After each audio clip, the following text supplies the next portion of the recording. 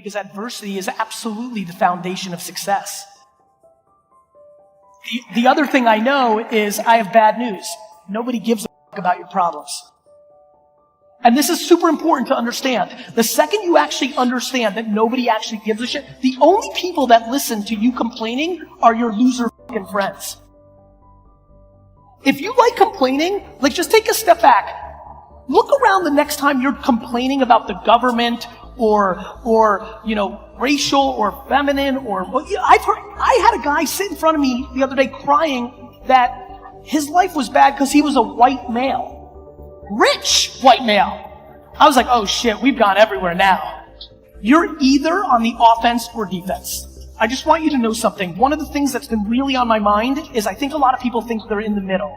They're like in a transit. You're only on the offense or the defense. And I've realized that I've been on the offense my whole life because I never felt entitled.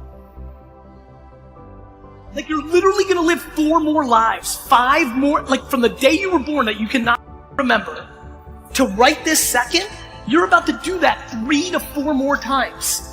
Literally, your biggest advantage is timing. For all the great things that I have in my life, I would literally give it up, all of it, just to be 25. I would give up for 17 years. I'd give up everything I have because that's how valuable time is. The far majority of this room has time as their asset.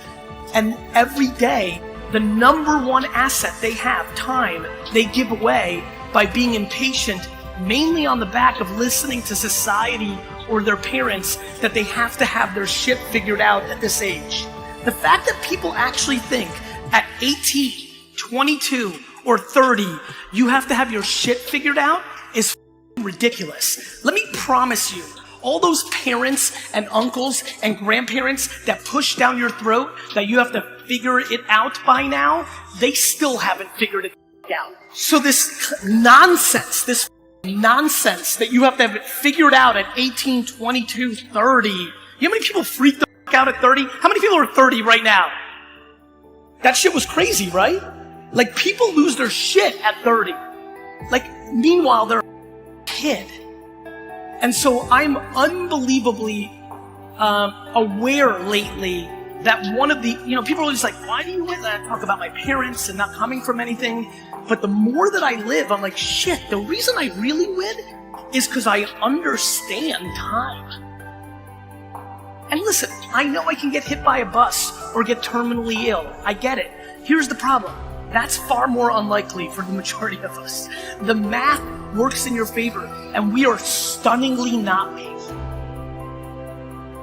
I promise you here, out of every person here, even if you sit here and your friend brought you and you didn't like me and you think I'm shit, nobody thinks less of themselves.